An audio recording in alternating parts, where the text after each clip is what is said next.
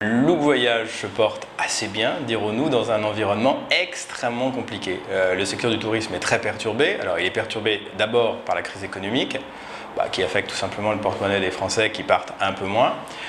Nous avons été aussi très affectés par les révolutions arabes. Les grandes destinations des Français, c'était d'abord la Tunisie qui était la destination mainstream. Et depuis 2 ans, cette destination est un peu à la panne. Et puis, comme en Tunisie, on parle français, évidemment, dès qu'il y a une évolution sociale et politique en Tunisie, les Français sont au courant et bout de la destination. C'était une destination qui était aussi très familiale et évidemment les gens ont peur et y vont moins. Donc une situation de crise économique qu'on connaît tous, une situation spécifique politique sur les destinations mainstream qui affecte très fortement le marché. Et puis, il y a un phénomène beaucoup plus lourd qui touche les tour opérateurs, qui est un phénomène de désintermédiation, c'est-à-dire que le consommateur constitue lui-même ses propres vacances. Et pour résister, Look Voyage a la chance d'avoir développé son propre produit, qui est un produit club, les clubs Lookea. Ces clubs, ils ont 2 aspérités, une aspérité convivialité et une aspérité famille. Et comme on est producteur de nos propres produits, on réussit à séduire des consommateurs et à éviter ce gros problème qui est la désintermédiation. Look Voyage, qui est présent sur le marché français, fait un chiffre d'affaires d'environ 240-250 millions d'euros de chiffre d'affaires et fait voyager environ 230 000 clients. Malgré les révolutions arabes, notre chiffre d'affaires est resté extrêmement stable et nous avons en fait réussi à compenser la baisse des destinations affectées par les printemps Europe par des destinations plus européennes. Un panorama un peu de la situation. 55% de nos ventes se font toujours en agence de voyage. Alors c'est un phénomène qui personnellement, quand je suis arrivé dans le secteur du tourisme, m'a beaucoup surpris. Et ce chiffre est relativement stable pour les tours opérateurs. Les ventes sur Internet représentent, on va dire, 1/3 de nos ventes et le solde est représenté par les activités de vente aux collectivités et au CE.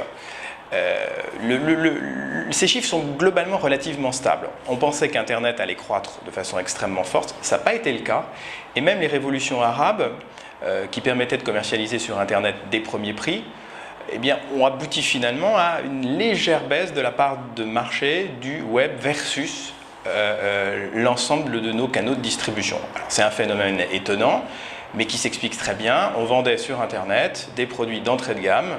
La Tunisie, c'était l'entrée de produits de gamme des Français qui voulaient partir en vacances. Nos canaux d'acquisition médias sur Look Voyage sont principalement le référencement payant.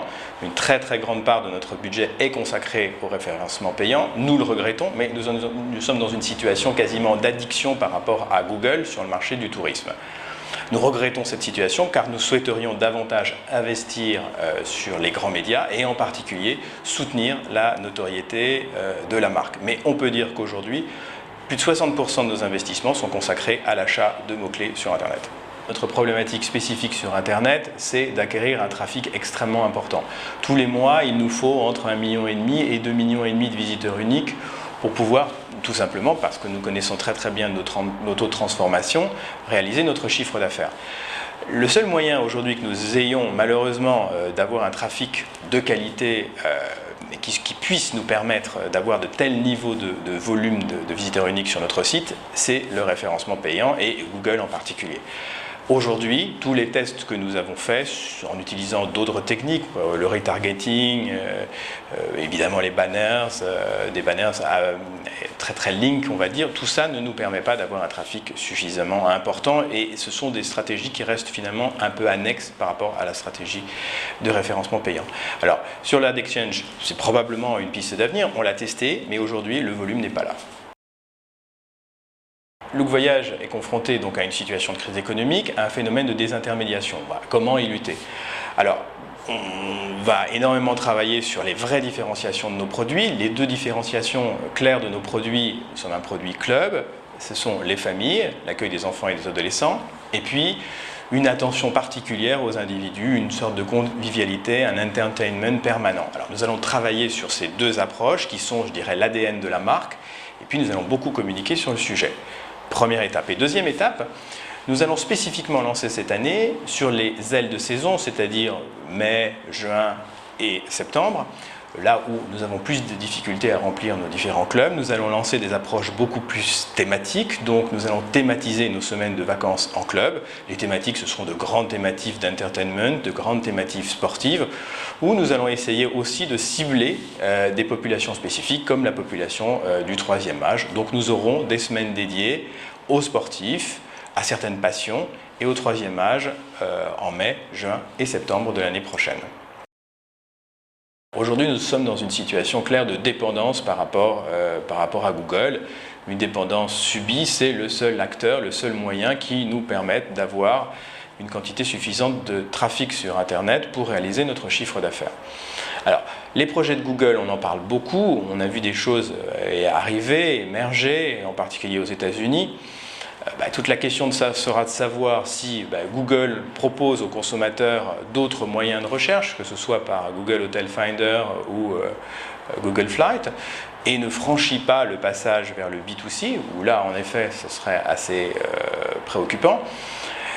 Voilà, c'est aujourd'hui, d'une certaine manière, la seule réponse que je peux apporter à ces évolutions de Google. Après, de façon plus globale, on peut dire que la stratégie de Google favorise un émiettement et la désintermédiation du marché au détriment des gros tour opérateurs classiques. Alors ça, c'est un fait. Et encore une fois, nous ne réussirons véritablement à gagner cette bataille qu'en ayant un produit différenciant, unique, avec des caractéristiques d'exclusivité. Mais là, la question n'est pas une question sur Google, c'est une question sur notre approche marketing, nos cibles et notre produit. C'est un sujet extrêmement important pour nous. Alors, il est si important que nous avons embauché des équipes pour gérer ce qu'on appelle le community management. Et donc, nous avons maintenant des personnes qui s'occupent spécifiquement de ce sujet. Nous sommes aussi équipés en logiciel pour suivre l'e-réputation sur Internet. Et puis, Look Voyage avait d'une certaine manière innové dans le passé en créant un premier site consumériste, un Facebook avant l'heure, puisque l'une des aspérités de notre marque, c'est la convivialité. Donc ce site s'appelait monlookia.fr, 60 000 membres à peu près, qui partagent beaucoup avec une forte réactivité du consommateur. Et puis évidemment, quand Facebook est arrivé, nous sommes aussi lancés sur Facebook. Alors la problématique pour nous que nous pose Facebook, évidemment c'est un média extrêmement intéressant, mais le contrôle de la donnée client et le contrôle de l'information est extrêmement complexe. La question se posera à terme de savoir si le rouleau compresseur que constitue Facebook fera que nous interromprons nos actions sur monlookia.fr et nous basculerons tous sur Facebook. Néanmoins, il va falloir quand même qu'on réfléchisse un peu à la question parce que nous ne contrôlons absolument pas le discours et le discours de la marque sur Facebook. Nous sommes un peu en retard. Très honnêtement, nous sommes un peu en retard. Nous allons développer dans les prochains mois un site mobile transactionnel qui permettra aux consommateurs d'acheter sur Internet. Il est clair néanmoins qu'aujourd'hui notre site Internet est techniquement évidemment visible et s'adapte aux différents environnements sur mobile. Et on constate, c'est vrai, une croissance à la fois de la fréquentation du site et à la fois des achats réels sur le site via plateforme mobile au sens très large du thème, qui ne sont absolument plus anecdotiques, qui dépassent aujourd'hui les 5%. Je dirais que moi, je suis quelqu'un qui est tombé dans la vente par correspondance il y a très très longtemps, parce qu'il y avait encore des dinosaures dans Paris. Et puis tout naturellement, quand la vente par correspondance a commencé sa lente migration vers Internet, j'ai basculé sur Internet. Alors d'abord, une banque en ligne qu'une banque allemande avait développée en France. Ensuite, j'ai été chez un grand fournisseur d'accès Internet qui a changé de nom et qui a terminé son aventure sous le nom d'Alice. Et puis ensuite, j'ai rejoint CTLM, où je me suis occupé dans un premier temps du marketing direct et puis du développement des activités Internet. Et j'ai accompagné CTLM dans sa révolution culturelle vers l'Internet. Aujourd'hui, donc, je suis directeur du marketing et des ventes directes de Look Voyage. J'ai une responsabilité à la fois sur le produit, la marque et évidemment le développement des ventes directes via Internet. Et alors au quotidien, évidemment, dès que vous avez une responsabilité budgétaire, ce qui m'affecte beaucoup, c'est évidemment de suivre le budget, de remplir les objectifs budgétaires journaliers et mensuels et de mettre en place des actions correctrices ou d'économie pour réaliser le budget.